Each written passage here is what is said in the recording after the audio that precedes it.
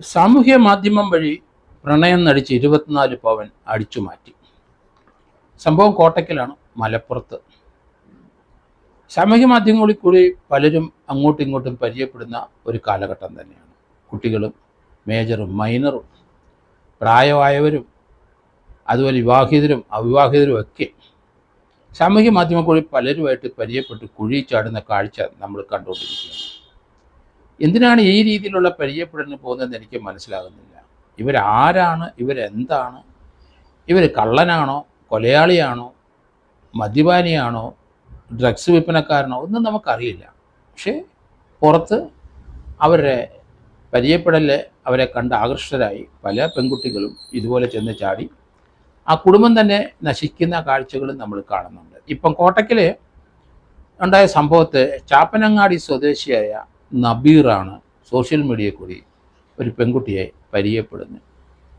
അങ്ങനെ ആ പരിചയം പുതുക്കി ആ കുട്ടിയിൽ നിന്ന് ഈ നബീർ ആ കുട്ടിയുടെ വീടിൻ്റെ സ്വഭാവം, വീട്ടിൽ ആരൊക്കെയുണ്ട്, അവരുടെ സാമ്പത്തിക ശേഷി, അവരുടെ ജീവിത രീതി, അങ്ങനെയൊക്കെയുള്ള കാര്യങ്ങൾ പല പ്രാവശ്യം സോഷ്യൽ മീഡിയയിൽ കൂടെ സംസാരിച്ച്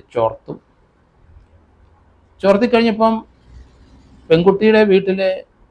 പെൺകുട്ടിയുടെ ചേട്ടൻ വിവാഹിതനാണ്, ഭാര്യയുണ്ട്, അവർക്ക് ഇത്ര സ്വർണം കിട്ടി, ഗൾഫിൽ ജോലി, അങ്ങനെയൊക്കെയുള്ള കാര്യങ്ങൾ ചോദിച്ച് ഈ പെൺകുട്ടി പക്വതയില്ലാത്ത അല്ലെങ്കിൽ മൈനറായ കുട്ടിയിൽ നിന്ന് എല്ലാ കാര്യങ്ങളും ചോർത്തിയെടുത്ത് ആ കുട്ടിയെ കൊണ്ട് ആ വീട്ടിൽ നിന്ന് ഏകദേശം കുറേ സ്വർണം 24 പവൻ 24 പവൻ തന്നപ്പം 10, 14, 15 ലക്ഷം രൂപയുടെ ആയി. ഇപ്പം 60,000 70,000 രൂപയാണ് ഒരു പവൻ്റെ വിലയെന്ന് വിചാരിച്ചോണം. 24 പവൻ ആ വീട്ടിൽ നിന്ന് കമത്തി. പെൺകുട്ടി സൂത്രത്തിൽ അതെടുത്ത് തൻ്റെ പ്രണയ സമ്രാട്ടിന് കൊടുത്തു. എന്തൊരു പെൺകുട്ടിയാണ്! ആ കുട്ടികൾക്കൊന്നും വിവരമില്ല. സ്വർണം ഉണ്ടെന്നുള്ള വിവരങ്ങളൊക്കെ പറഞ്ഞ് ജ്യേഷ്ഠൻ്റെ ഭാര്യയുടെ 24 പവൻ അടിച്ചു മാറ്റി. ആ വിവരം പോലീസ് റിപ്പോർട്ട് ചെയ്തു. അത് കോട്ടയ്ക്കൽ പോലീസിൽ റിപ്പോർട്ട് ചെയ്തു. കാരണം 24 പവൻ 10-15 ലക്ഷം രൂപയുടെ സാധനമാണ് പോയിരിക്കുന്നത്. തൻ്റെ വീട്ടിൽ പക്വതയില്ലാത്ത ഈ കൊച്ചിന് ഒരു പ്രണയം ഉണ്ടെന്ന് പോലും വീട്ടുകാർക്ക് അറിയില്ലല്ലോ. ഏതായാലും പോലീസ് ചോദ്യം ചെയ്തപ്പം കള്ളി വെളിച്ചത്തായി.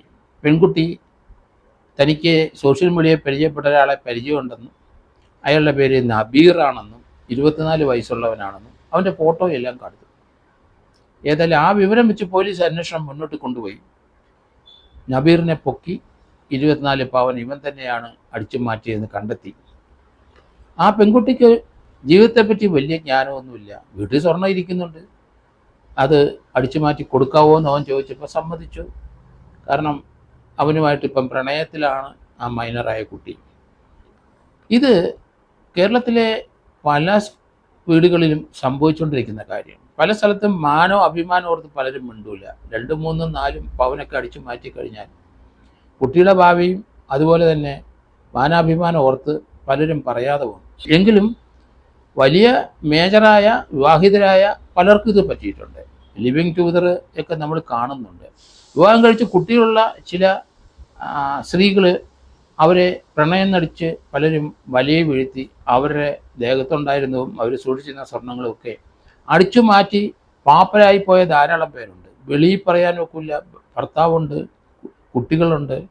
അങ്ങനെ കുറേ പ്രായമുള്ളവർക്കും ഈ രീതിയിലുള്ള മണ്ടത്തരങ്ങൾ കേരളത്തിൽ സംഭവിച്ചുകൊണ്ടിരിക്കുന്ന കാലഘട്ടം ധാരാളം ഇതുപോലെയുള്ള കേസുകൾ ഇപ്പം വരുന്നുണ്ട്. ഏതായാലും നബീറ എന്ന പോലെ ഒരു കള്ളനെയാണ് ആ പെൺകുട്ടി സോഷ്യൽ മീഡിയയിൽ കൂടെ പരിചയപ്പെട്ടെന്നുള്ള കാര്യത്തിൽ യാതൊരു സംശയമില്ല. നബീറിന് വേറെ പല കേസുകളും ഉണ്ടെന്നാണ് ഇപ്പോൾ അറിയുന്നത്. ഏതായാലും 24 വയസ്സുകൊണ്ട് വളരെ ബുദ്ധിപൂർവ്വം കള്ളത്തരം കാണിക്കാനും മോഷണം നടത്താൻ കഴിവുള്ള ഒരുത്തനാണ് നബീർ. പെൺകുട്ടി എടുത്തു കൊടുത്തോ അതോ പെൺകുട്ടിയുടെ വീട്ടിൽ ഇവ ചെന്ന് കയറി എടുത്തതാണോ, ആരും ഇല്ലാത്ത സന്ദർഭത്തിൽ ചെന്നിട്ടുണ്ടോ, അതേപ്പറ്റി കോട്ടയ്ക്കൽ പോലീസ് ഇപ്പോൾ അന്വേഷിച്ചിട്ടുണ്ടാവും. ആ വിവരവും കണ്ടെത്തിയിട്ടുണ്ടെന്ന് കരുതുന്നു.